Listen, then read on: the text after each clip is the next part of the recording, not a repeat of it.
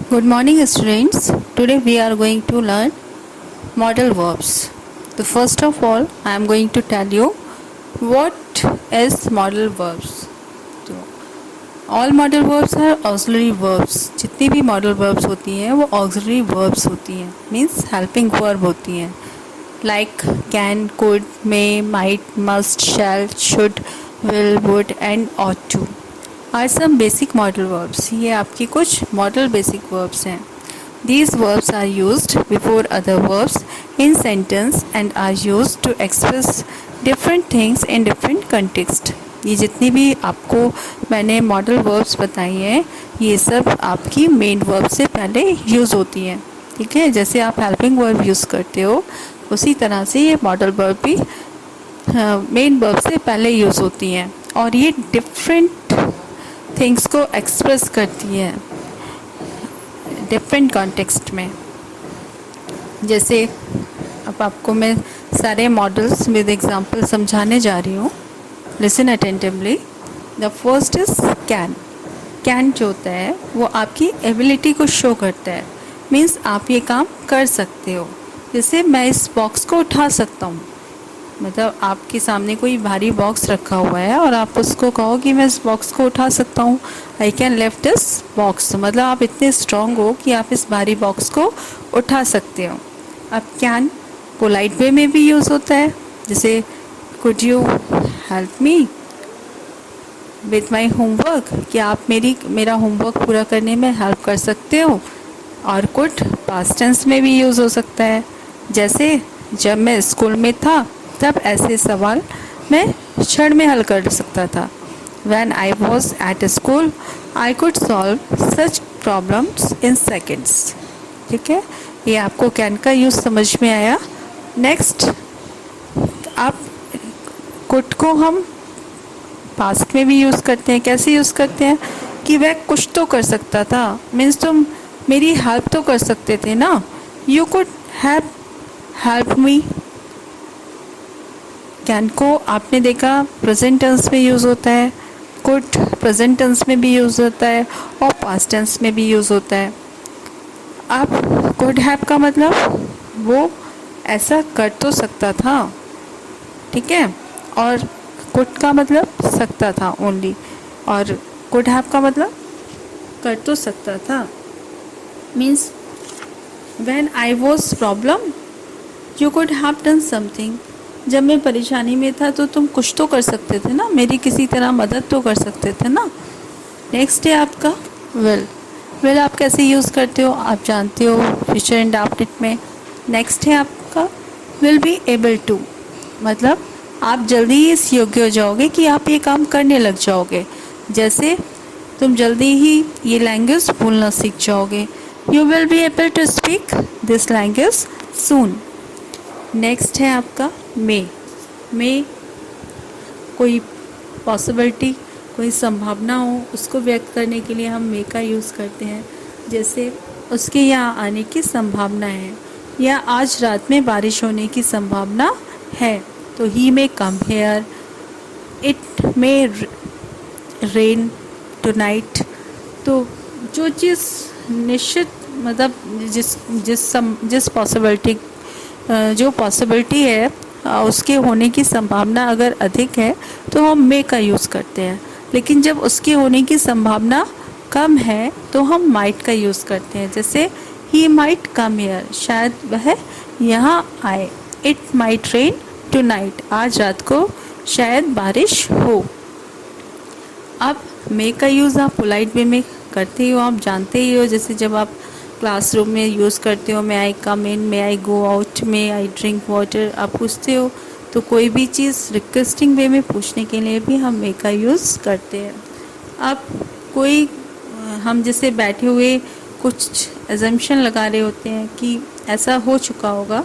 जैसे वो वहाँ से जा चुका होगा, वो इलाहाबाद के लिए निकल चुका होगा. तो he might have gone to Allahabad.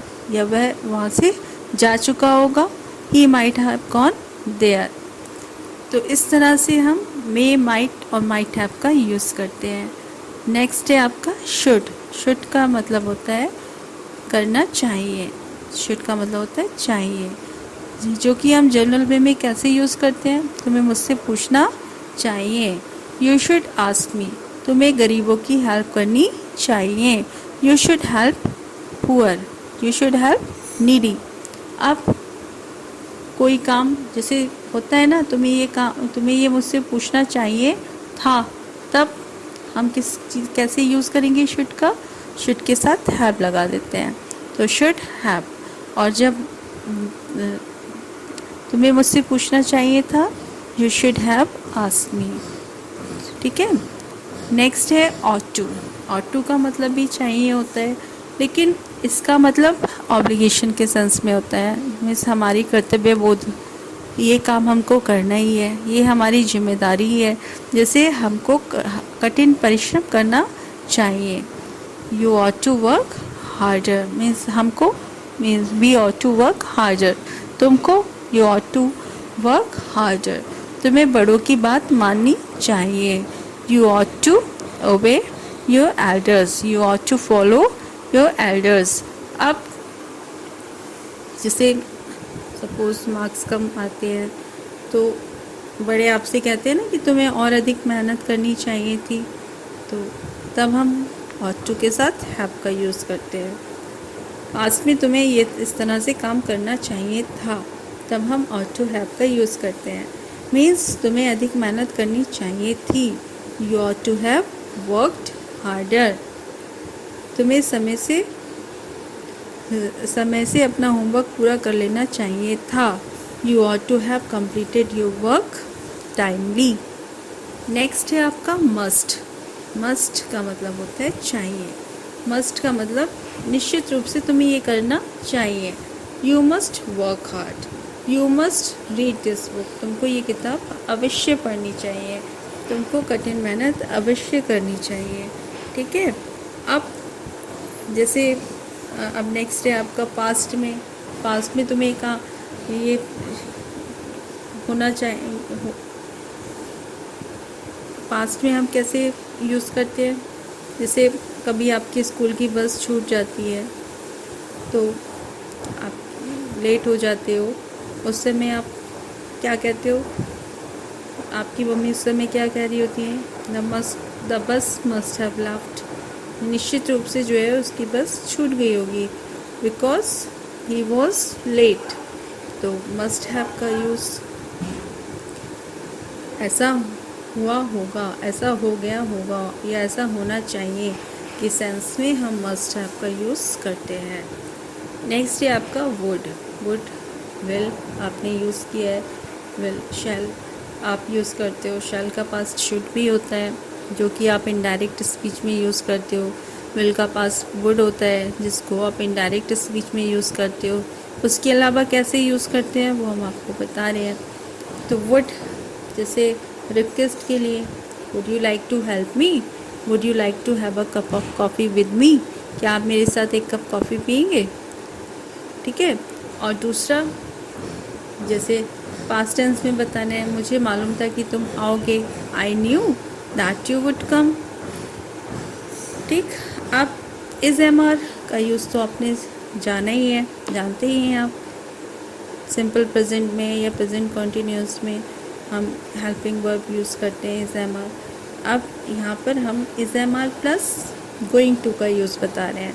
Is am are going to, जैसे it is going to rain, बारिश होने जा रही है। हम कहें बारिश होगी तो इट विल रेन, मतलब कभी भी हो सकती है, बादल है तो कभी भी हो सकती है। लेकिन कभी ऐसा होता है ना कि एकदम से हमको लगता है कि बारिश अब तुरंत ही होने जा रही है, तो it is going to rain. मैं अपना होमवर्क करने जा रहा हूँ, तो I am going to complete my homework. तो इस तरह से हम is am are going to का यूज़ करते हैं। नेक्स्ट है आपका यूज़ टू। यूज़ टू का मतलब है कि कोई काम कोई काम पहले होता था, जैसे he used to come to meet me, वो मुझसे मिलने आता था। ठीक है। He used to live here, वो यहाँ पर रहा करता था। ही यूज़ टू स्विम, वो तैराकी किया करता था।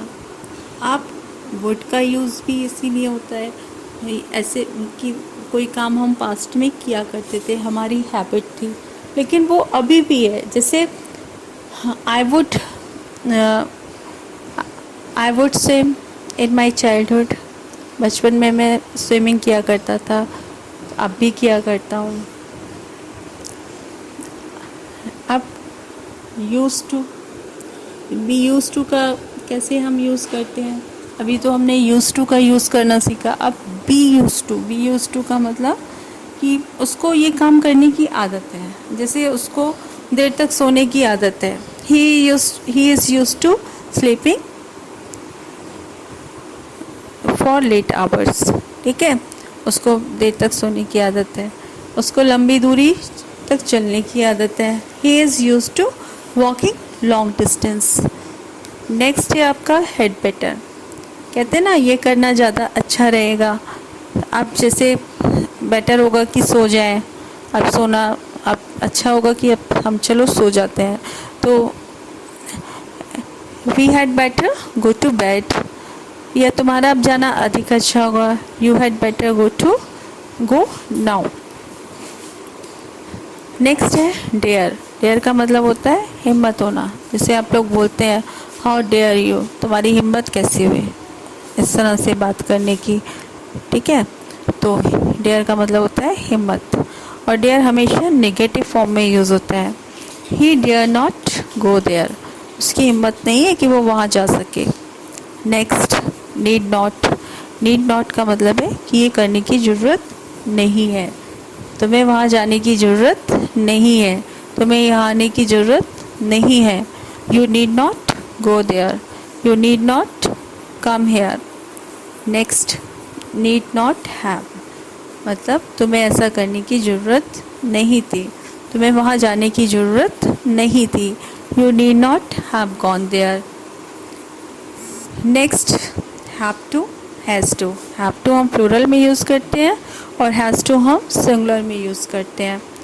इसका मतलब है कि करना पड़ेगा। आई हैव टू गो, मुझे जाना पड़ेगा। He has to come to meet me, उसको मुझसे मिलने आना पड़ेगा, ठीक है। अब हैज़ टू और हैव टू का पास्ट क्या होता है? हैड टू, मुझे ऐसा करना पड़ा था। आई हैड टू गो, मुझे जाना पड़ा था, ठीक है। नेक्स्ट है विल हैव टू, भविष्य के लिए कि मुझे ऐसा करना पड़ेगा। I will have to do this, मुझे वहाँ जाना पड़ेगा। I will have to go. तो these are your model verbs. Hope it is clear to all of you now. Thank you. Do revision.